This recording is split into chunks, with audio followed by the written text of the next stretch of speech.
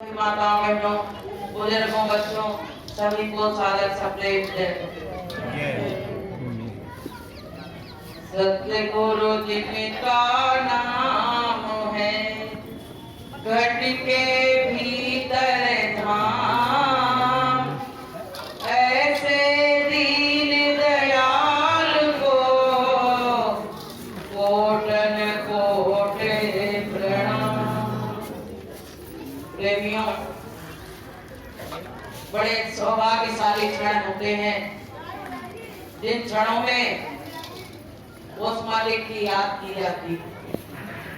गुरु महाराज कहते बच्चों, जब मैं तुमको याद करता हूँ तब तुम हमको याद करते। ये नियम है, वो प्रेम की ऐसी डोर होती है जिस डोर से गुरु जीव को खींच लेता। तो प्रेमी भाई बहनों, अभी आपने बहुत अच्छे अच्छे सत्संग दो सुने।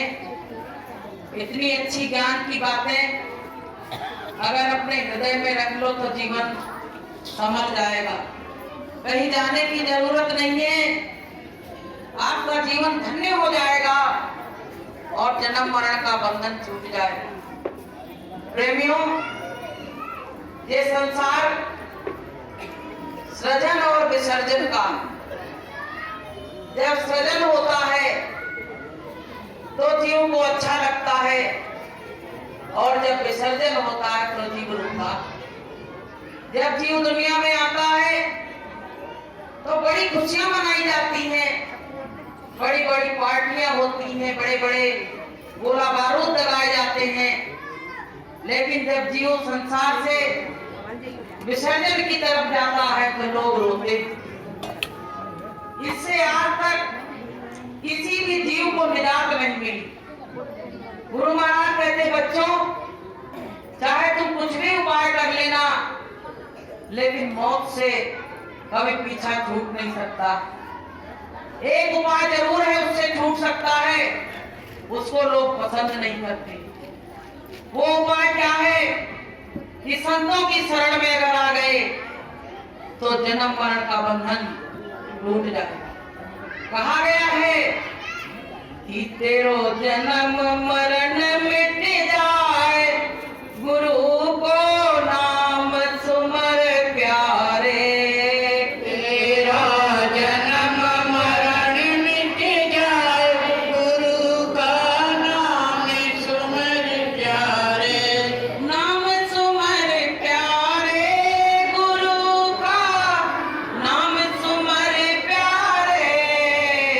नाम सुमर प्यारे, गुरु का नाम सिमर प्यारे। तेरो जन्म मरण मिट जाए, गुरु को नाम सुमर प्यारे। तेरा जन्म मरण मिट जाए, गुरु का नाम सिमर प्यारे। कहते हैं तुम्हारा जन्म और मरण दोनों, आप लोग चाहते हो क्या कि मेरा जन्म और मरण दोनों मिट जाए?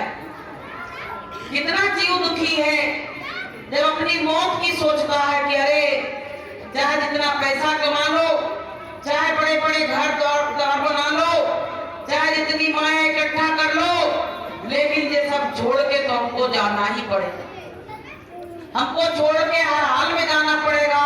वहीं पे जीव निराश हो जाता है, रोने लगता है, कहता मैं करूं तो कौन उपाय, क्या करूं जो मेरे जन्म मरण का बंधन छूट जाए। तो प्रेमियों, गुरु महाराज कहते बच्चों, संत की शरण एक ऐसी शरण है जहां पर आने से इस चीज से निजात मिल सकती है। एक बार क्या हुआ, एक गुरु के आश्रम में एक तोता रहता था। तो वो राम राम राम राम करता रहता था, संत महात्माओं के बीच में रहता था, साधु संतों के। तो कोई गलत काम तो नहीं कर रहा था बहनों, राम राम कर रहा था ना। भगवान का नाम, जैसे आप लोग कहते ना, सब भगवान एक से, हम तो राम को मानते, कृष्ण को मानते, माता मैया को मानते हैं, संत इनके आगे क्या लगते हैं।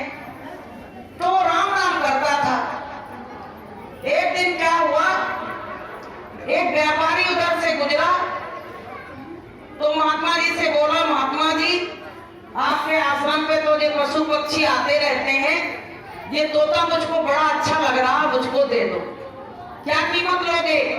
अरे महात्मा जी ने कहा कीमत की क्या बात है, तुम तो ले जाओ। आप प्रेमियों वो तोता ले आए, उसको लाके एक चांदी के पिंजरे बनवा के उसमें बंद कर दिया। अब वो तोता बड़ा दुखी। तो एक पंडित जी कथा कहने आते थे उस राजा के यहाँ, व्यापारी के यहाँ, हर पूर्णमासी को कथा कराते थे।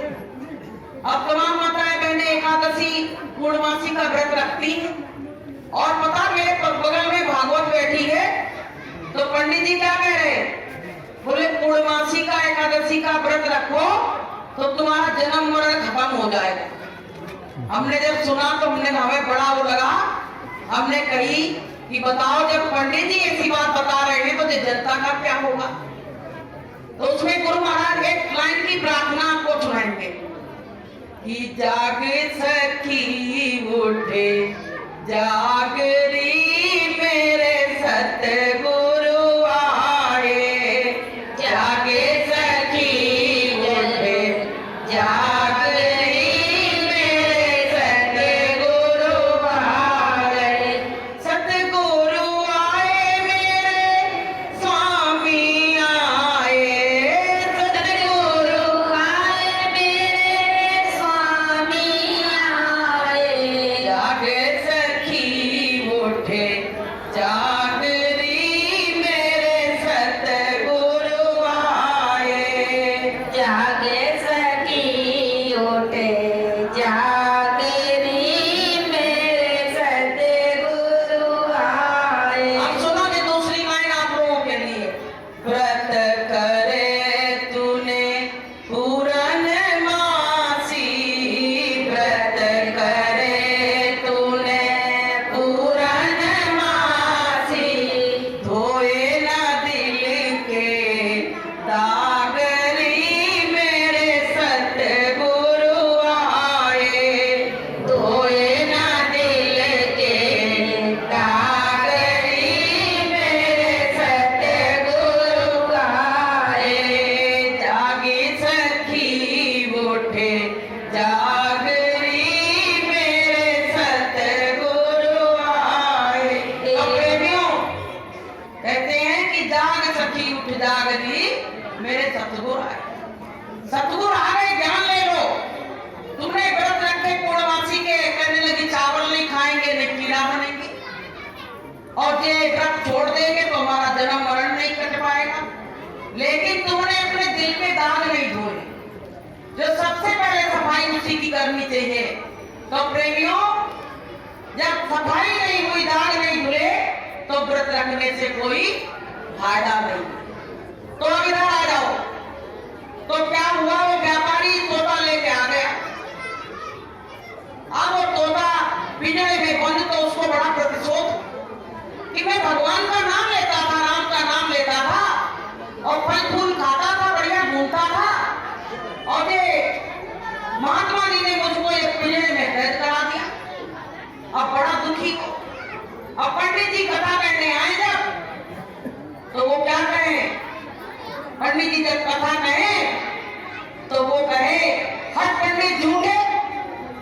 तो रोज रोज पंडित जी जब उसकी बात सुने, राम बोलो तो बंद नहीं छूटे, तो पंडित जी कहने लगे कि हम अपने गुरु के पास जाएंगे, कहेंगे कि तोता हम तो कथा करते, राम राम बोलने की बात करते हैं, और ये तोता मुझसे बार बार यही कहता हर पंडित झूठे, ये ऐसी क्या बात है, मेरी तो कथा बंद हो गई तो मेरी रोजी रोटी चली जाएगी, क्या करें। अब अपने गुरु के पास गए, बोले गुरु महाराज मेरी समस्या का समाधान करो। देखो गुरु ही समाधान निकालता है। गुरु के पास गए तो गुरु ने तुरंत समाधान निकाल दिया। गुरु कहने लगे तू क्यों इतना दुखी है, क्या बात हो गई? अरे वो तोता कथा नहीं करने दे रहा है, वो हमारे को पुरोहित हैं और वहाँ रोज जाते कथा करने पूर्णमासी को, और हमको झूठा बता रहा, हमसे कौन कथा करवाएगा। तो गुरुजी ने कहा चलो हम चलते हैं और देखते हैं तोते का क्या कहने का मतलब। आप है गुरुजी आए, गुरुजी से पूछा, तोते से पूछा गुरुजी ने कि क्या बात है, इसको क्यों झूठा बताते हो? अरे बोले सब झूठा, हमको तो सब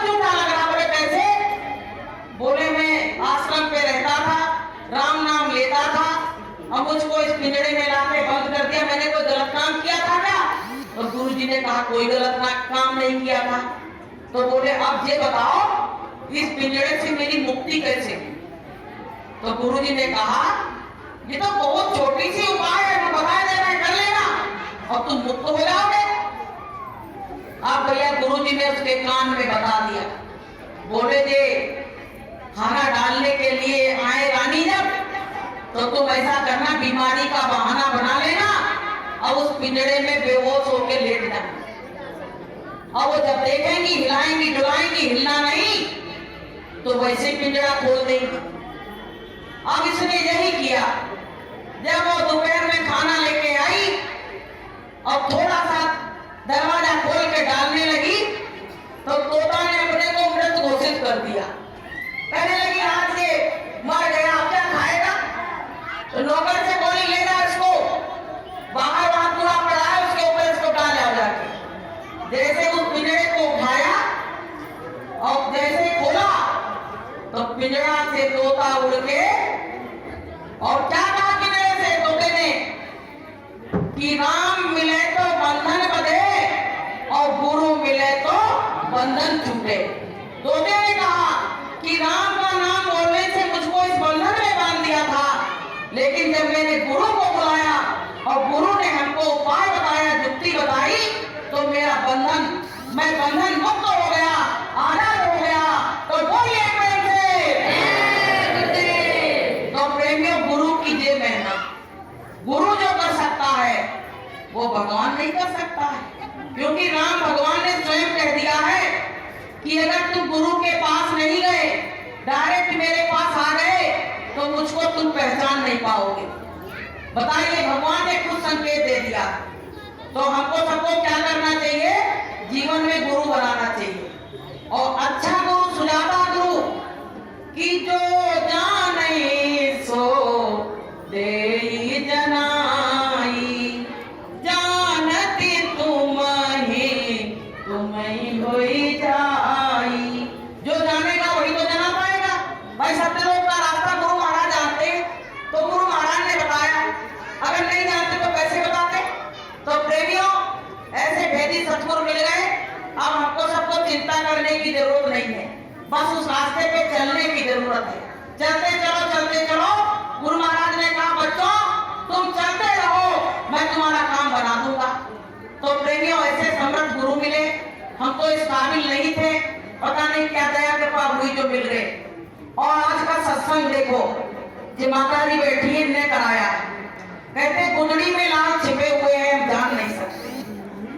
गुदड़ी में लाल छिपे हैं हम जान नहीं सकते। प्रेमियों ऐसी श्रद्धा भक्ति लोगों में, प्रेमियों में बसी हुई है कि हम अपने मुख से क्या कहें, हम तो इस काबिल भी नहीं है। देखो आपको हम बताएं, एक बार क्या हुआ, गुरु महाराज सबकी सेवा लिख रहे थे, तो बड़े बड़े करोड़पति लोग आए और सेवा लिखवा रहे। किसी ने 1 लाख लिखवाई, किसी ने 2 लाख लिखवाई, किसी ने 50,000 लिखवाई। तो सबकी सेवा जो सत्संगी थे वो लिख रहे थे, लेकिन एक बूढ़ी माता जी लकड़ी काटती थी, लकड़ी काटने का काम करती थी, उनको 75 पैसे मिलते थे पूरे दिन में। तो उन्हें देखा कि भीड़ काहे की लगी है, तो बोले कि सेवा लिखी जा रही है, जो गुरु को एक बार दे देता है तो उसका यहाँ 2 तो वहां मिलता है। तो उसने कहा मैं पूरे जीवन 75 पैसे रोज के कमाती हूँ और खर्च हो जाते हैं, अब मैं चाहे एक दिन भूखी रह लूं, लेकिन आज मैं सेवा जरूर लिखवाऊंगी। अब प्रेमी उसने 75 पैसे सेवा जब दी तो गुरु ने उनको ऊपर से नीचे तक देखा और गुरु ने तुरंत डॉट अपने हाथ में ले ली, रजिस्टर ले लिया, कहने लगे इसकी सेवा मैं लिखूंगा। तो लोग देखने लगे।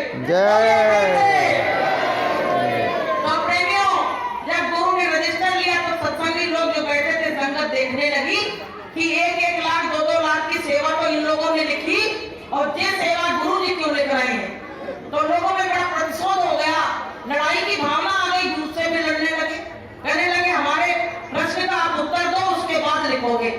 तो गुरु महाराज ने पता क्या कहा, प्रेमियों कि तुम्हारे पास 1 करोड़ थे तो तुम 2 लाख दे गए, और इस माता के पास, इस बूढ़ी माता के पास केवल 75 पैसे थे पूरे दिन की कमाई, और पूरी सेवा इसने लिखवा दी, तो इसका नाम मैं नहीं लिखूंगा तो कौन लिखेगा? बोलिए प्रेम से। तो प्रेमियों, ऐसे ऐसे भक्त पड़े, ऐसे ऐसे भक्त पड़े हैं जो अपना पूरा तन मन धन सब तेरा और तेरा तुझको अर्पण क्या लागे मेरा, ऐसे भक्त पड़े। तो जब ऐसी भक्ति जीव में आ जाती है तब प्रेमियों उस पे परमात्मा की दया अपार हो जाती कि तुमने दिया और तुम्हारा सब कुछ मैंने लौटा दिया। अच्छा एक बात बताओ, कोई पिता चाहेगा कि मेरा बच्चा भूखा रह जाए? सब कुछ मुझको दे रहे, लेकिन हम लोग चालाक हैं, उसमें से बचा लेते हैं अपने लिए। अगर हम सब कुछ अर्पित कर दें तो परमात्मा तुमको उससे बदले में 1000 गुना दे देगा, तुमको माला माल कर देगा। बोले प्रेम से। तो प्रेमियों, इनसे शिक्षा लो। ये माता जी बड़े भाव विभोर हैं। आज इन्होंने अपनी बड़ी भाव भक्ति में गुरु महाराज का जो सत्संग कराया है और बड़े भाव से सुनती भी हैं। भगवान भी क्या कहता है कि मैं तो भाव वाले भक्त का भरपूर मुझ पे भार है, जो भाव से मुझको पुकारता है उसका भार मैं चुका नहीं पाता हूँ। तो प्रेमियों, हमको तुमको कुछ और की जरूरत नहीं है, बस हमको अपने भाव की उसकी जरूरत है।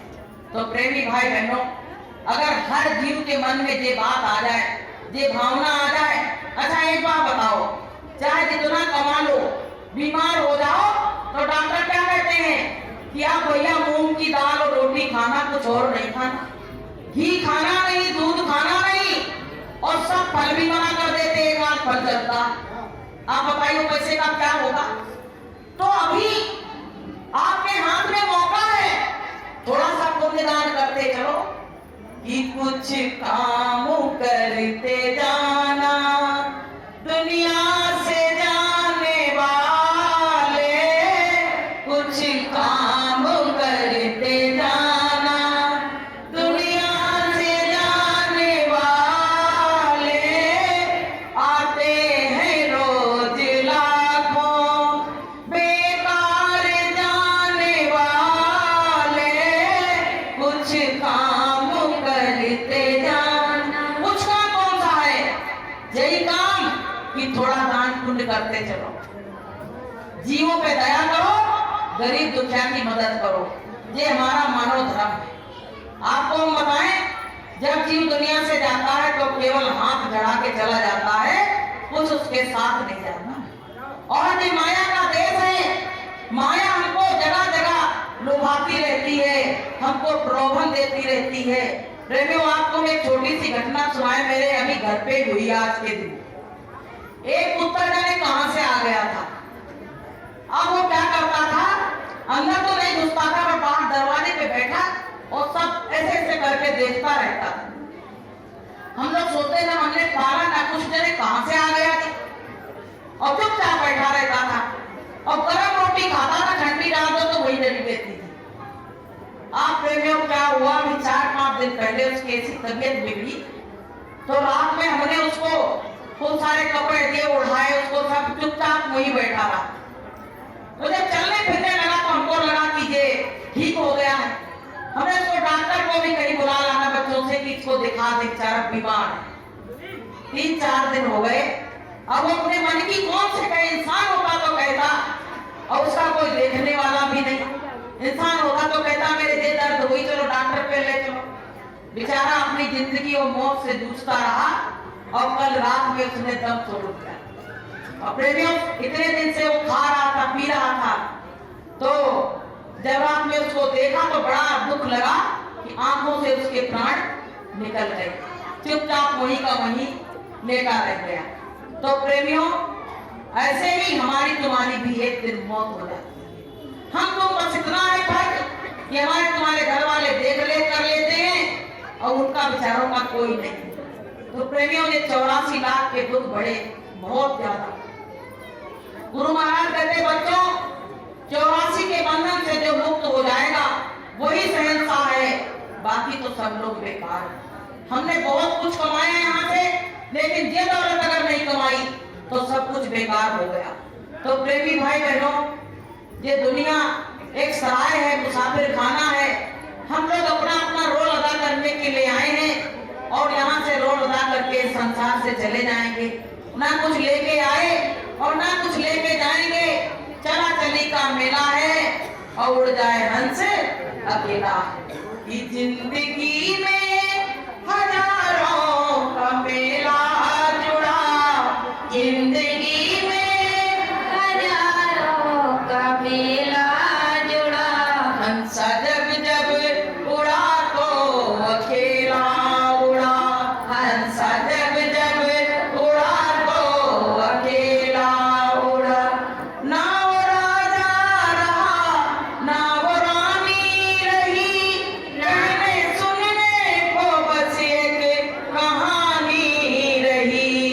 ना वो राजा रहा ना वो रानी रही, कहने सुनने को बस एक कहानी रही। पत्नी के संग पति का न जोड़ा चला, पत्नी के संग पति का न जोड़ा चला।